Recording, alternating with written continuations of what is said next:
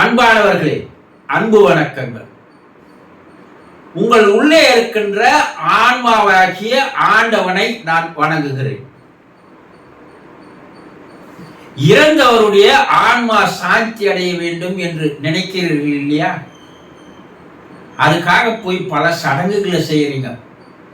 ஆனா அந்த சடங்கினுடைய தாத்பரியம் என்ன, அந்த சடங்கினுடைய பொருள் என்ன, அது செய்வதால் நமக்கு என்ன கிடைக்கிறது, இல்ல அந்த ஆன்மாவுக்கு என்ன பலனோ பயனோ கிடைக்கிறது என்பதையெல்லாம் தெரிந்து செய்கிறீர்களா?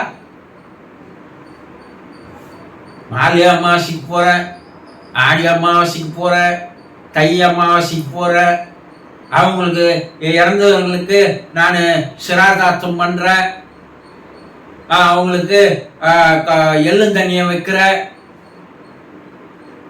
பல சடங்குகளை செய்யறீங்க இல்லையா? அதனுடைய உண்மையான விஷயம் என்னன்னு தெரியுதா? நிறைய பேருக்கு தெரியாது. எதை எல்லாரும் போற மாதிரி செம்மறி ஆட்டும் அந்த மாதிரி இவனும் போறான், அங்க எல்லாம் செய்யற மாதிரி இவனும் செய்யறான். 2 நிமிஷத்துல எல்லா காரியமும் முடிச்சு அவன் அமைச்சிடுறான், செய்யறவன் அமைச்சிடுறான். இறந்த ஒரு ஆன்மா சாந்தி அடைஞ்சிடுமா? சொல்லுங்க. ஒரு சிலர் பார்த்தா அது 30-40 வருஷம் தொடர்ந்து செய்துன்னுக்கிறான். அது ஏன் செய்யறான்னு அவனுக்கே தெரியல. எதை செய்யணுங்க? இன்னைக்கு அமாவாசை, சரி அமாவாசை படையல் போடணும், ரைட்டு போட்ட. எதுக்காக நீ அமாவாசைக்கு படையல் போடுற? ஏன் அமாவாசை கும்பிடுற? முன்னோர்களை நினைச்சு செய்யறதுங்க. சரி, அந்த படையல் போடுறதுக்கே 1/2 மணி நேரம் ஆகுது. நீ அவங்கள ஆன்மா சாந்தி அடையணும்னு 5 நிமிஷம் பிரார்த்தனை பண்ணிக்கிறியா? கிடையாது.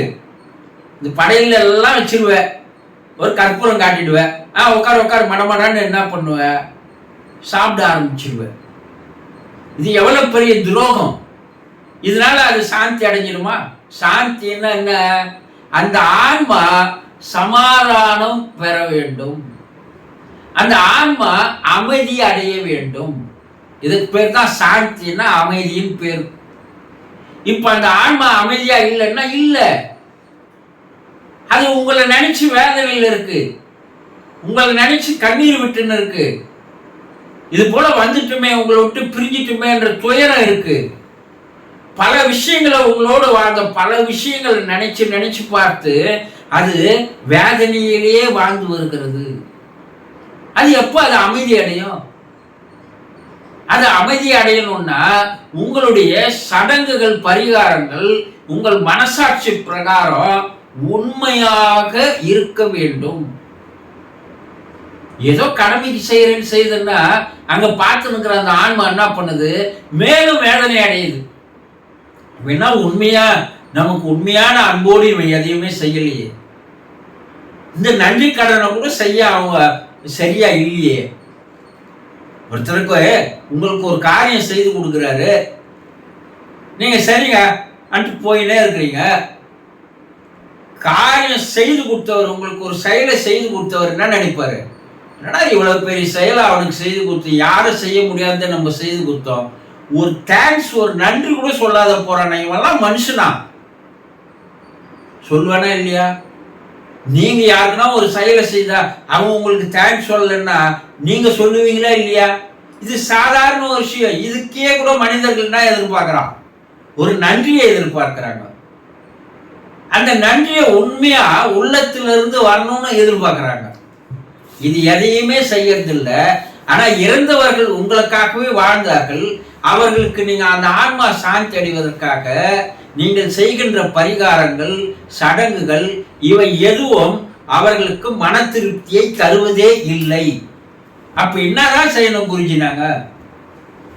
அவர்களை நினைத்து காலையும் மாலையும் ஒரு 5 நிமிடமாவது அவர்களை நினைத்து அவர்களுக்காக நீங்கள் பிரார்த்தனை செய்தால் அந்த பிரார்த்தனையானது அவர்களுக்கு போய் சேர்கிறது.